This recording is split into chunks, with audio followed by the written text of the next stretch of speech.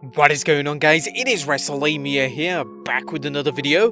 WrestleMania 37 is finally here as the 2021 edition of the Showcase of the Immortals begins. Join us now as we recap all the matches from night 1 and analyze the show for the good, the bad, and the downright ugly.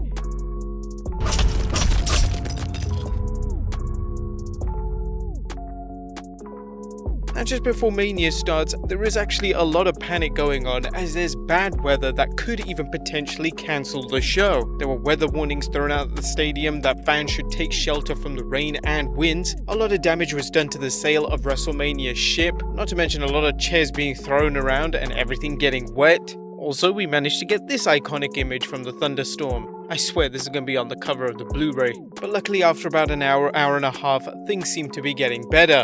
But that is until WrestleMania had a weather delay, forcing them to stall for about 30 minutes of the main show. And for that 30 minutes, they just had promo after promo, and kudos to the wrestlers, they actually kept the energy going. Things did improve thankfully, and the show managed to start with the WWE Championship match as champion Bobby Lashley with MVP took on Drew McIntyre.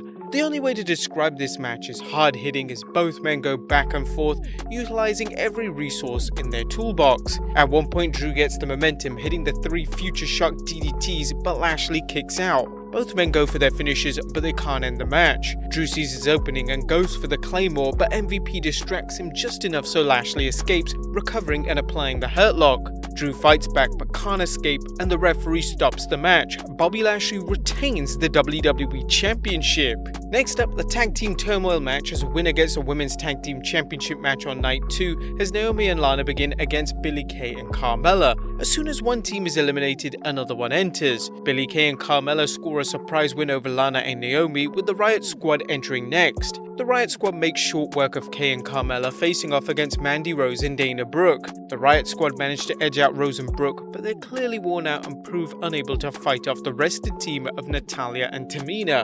TAMINA hits a Superfly Splash on Ruby for the win, and NATALYA and TAMINA are going to be wrestling on night 2 tomorrow. Next up, CESARO vs Seth Rollins. This is Cesaro's first singles match at WrestleMania, and he has a lot to prove. Seth Rollins can't afford to lose after all the trash talking he dished out to the Swiss Superman. However, 23 Cesaro swings, a UFO and a neutralizer are all too much even for Rollins, and Cesaro gets the win. Next up, the Raw Tag Team match as the New Day take on the phenomenal AJ Styles and Omos. The New Day wisely goad AJ into starting the match and proceeding to cut the ring in half, keeping Styles away from Omos.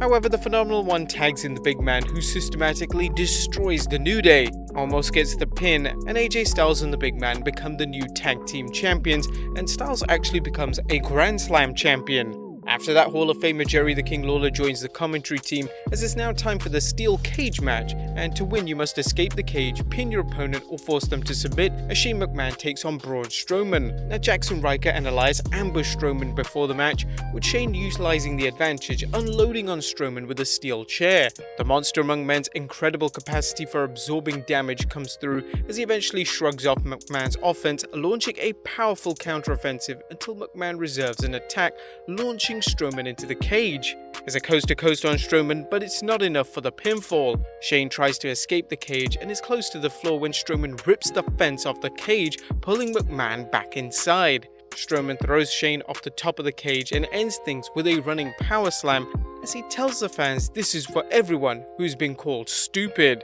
Braun Strowman wins the match. And now it's time for the 2020 Hall of Fame class to enter the Raymond James Stadium to take a bow. Two-time WWE Hall of Famer Booker T joins the announce team to provide commentary for tonight's tag team match between Bad Bunny, Damian Priest, and The Miz and Morrison. A small army of individuals in bunny costumes come out to the ring, followed by The Miz and Morrison, who perform their new single, Hey Hey Hop Hop. That match is up next as Bad Bunny starts off the match holding his own against The Miz and Morrison until their experience gets the advantage. There's no quit in Bad Bunny and he fights back, showing some impressive moves including a Tornado DDT and even a Canadian Destroyer on the outside. Bad Bunny hits a high cross body block on The Miz for the 1-2-3. And finally, it's time for the main event of night 1 as SmackDown Women's Champion Sasha Banks takes on Bianca Belair. It's experience and skill versus power and drive as Bianca Belair fights to show Sasha Banks she's ready to become WWE Women's Champion. Belair has some incredible power spots where she presses Banks like a feather and throws her around the ring. There's lots of counters as she tries to hit the KOD and Banks tries to get a submission win with the Banks statement. Banks counters a KOD by grabbing Belair's hair, but the move backfires and Bianca whips her with the hair, leaving a really nasty gash on her abdomen, and then delivers a KOD for the pinfall as Bianca Belair is now the new SmackDown Women's Champion as WrestleMania Night 1 comes to a close. That was a quick recap. What about the good, the bad, and the downright ugly? As always, we start off with the good as number 1, every cloud has a silver lining. The WWE always takes a chance when it runs WrestleMania in an open-air stadium, but up until tonight, they had a remarkable track record. However, the WWE's luck appeared to have run out as God seems to be getting his revenge on McMahon from that Backlash match, with WrestleMania being delayed and fans wondering if the show would take place tonight, a bitter pill to swallow in light of this being the first live event in over a year. Damn, the crowd just made it better though. But undaunted, the WWE weathered the storm, passing the time with some excellent promos and interviews. Kudos to the WWE and its performers for refusing to quit in the face of adversity. Number 2, an outstanding opener. WrestleMania's first night was delayed due to weather, but the WWE didn't hold back with its first match as Drew McIntyre and Bobby Lashley put on a powerful performance, showcasing a variety of technical and powerful moves. The match's finish may have not satisfied Drew McIntyre fans, but the WWE made the right choice keeping the belt on Lashley. Why did the WWE have him retain? Well, we'll explain in a future video. Number 3, bold booking. The WWE made some bold booking decisions tonight, not only with Bobby Lashley retaining, but with Cesaro scoring an important win over Seth Rollins on the grandest stage of them all. Both decisions made sense, and with any luck, it's a sign that the WWE is willing to abandon its stale and predictable booking. Number 4, Shane's sick bump. Our fans have long come to expect to see Shane McMahon take at least one sick bump at WrestleMania, and of course, Shane O'Mac delivered once again. The WWE took advantage of Strowman's status as a strongman by having him tear the fence of the cage, yanking Shane inside and toying with him as he took him to the top of the cage. Given how slippery the stadium must have been, Strowman wisely didn't get too complicated when he threw Shane off the cage, but it was still a great spot with Strowman ending the match with his running power slam and a perfect finale as McMahon got his comeuppance. Need we have to mention that Shane is 51 and taking a crazy spot like this still. Number 6, Bad Bunny, not so bad. Congratulations to Bad Bunny for putting on a surprisingly great debut match. They hedged its bets on putting a rookie into the ring by teaming him with Damian Priest, but truth be told, Bad Bunny worked most of the match on his own, selling for the heels but also showing some surprisingly sharp skills in the ring. Bad Bunny obviously trained hard and it paid off with his match. They could have taken the easy route and had Bad Bunny make a few short appearances, but they gambled, and the gamble certainly paid off. Number 7, consistently good matches. Rare is the WrestleMania without at least one stinker, but Night 1 showcased a remarkable number of above-average matches. The superstars over-delivered, undoubtedly wanting to give the fans something special for the first live event and WrestleMania's first night. Number 8, the spectacle of the show of shows.